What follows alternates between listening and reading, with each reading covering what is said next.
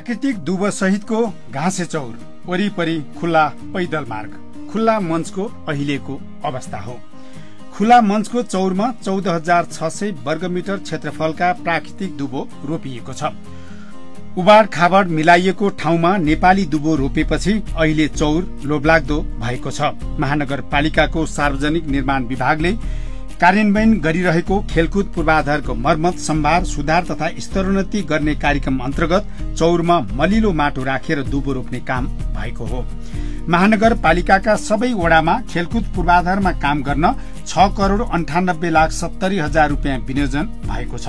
यही कार्यक्रमबाट खुल्ला मञ्चको चौरमा दुबो रोपिएको हो। यसका लागि करिब 90 लाख रुपियाँ खर्च भएको छ। चौरको वरिपरि 4 मिटर चौडाईको पैदल बनाइएको छ।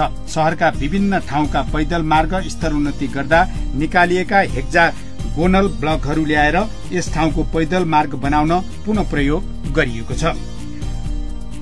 पैदल मार्गमा 21 वटा बिजुलीको पोल राखिएका छन्। यी पोलहरू न्यू रोडको पैदल मार्ग विस्तारका क्रममा निकालिएका पोल पुनः प्रयोग गरिएका हुन्। यी पोलहरूमा ट्रु आर्म छन्। यसमध्ये एउटा मैदानतर्फ फर्किएको आर्ममा 100 वाट क्षमताको र एउटा पैदल मार्गतर्फ फर्किएको आर्ममा 30 वाट क्षमताको बत्ती राखिनेछ। यी बत्तीहरू डे नाइट सेन्सरयुक्त छन्। रातमा बल्छन्, दिनमा आफै निप्छन्। खुल्ला मञ्च सबैका लागि खुल्ला रहने बहुउपयोगी स्थानका रूपमा प्रयोग हुनेछ। बिहान शारीरिक अभ्यास गर्न सकिनेछ। बाल बालिकाका लागि स्वतन्त्र खेल्ने ठाउँ हुनेछ। पाका उमेरका व्यक्तिहरूका लागि टहल्ने, आराम गर्ने र शहरी जीवन निहाल्ने ठाउँ हुनेछ। मर्निङ वाकका लागि उपयुक्त मार्ग हुनेछ। युवाहरूलाई खेल प्रशिक्षण गर्ने तथा रमाउने ठाउँ हुनेछ। चौरबाट पश्चिम तर्फको मुख्य द्वारबाट गिटीमाथि स्टोन डस्ट राखेर पार्किङ गर्ने ठाउँ बनाइएको छ। यो ठाउँ भलिबल, ब्याडमिन्टन जस्ता खेल र पार्किङ जस्ता प्रयोजनमा ल्याउन सकिन्छ। यदि यहाँ पार्किङ गरियो भने 40 वटा 4 पाङ्ग्रे र 100 वटा 2 पाङ्ग्रे सवारी साधन राख्न सकिन्छ।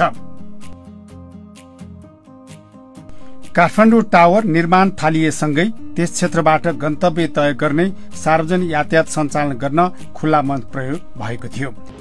भ्यू टावर बन्ने भएपछि पुरानो बस पार्कको गाडीहरूलाई चाहिँ बस पार्कको रूपमा चाहिँ केही पार्ट चाहिँ लिएर चाहिँ बस पार्क बनाएको थियो। पछि स्थानीयहरूको विरोध आएपछि त्यसलाई चाहिँ हटाएर यो जुन खुला मञ्च थियो यसमा चाहिँ ग्रास रोपेर यसलाई चाहिँ पूर्व अवस्थामा ल्याएछ।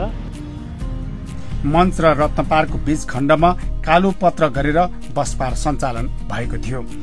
2072 सालको भूकम्पपछि क्षति भएको वीर अस्पताल र दरबार हाई स्कुल पुनर्निर्माण कार्यका लागि पनि यो ठाउँ प्रयोग भएको थियो। यसबेला निर्माण सामग्री सञ्चालन राख्ने, विद्यालय सञ्चालन गर्ने र श्रमिकहरूका लागि वासस्थान यही ठाउँमा बनाइएको थियो।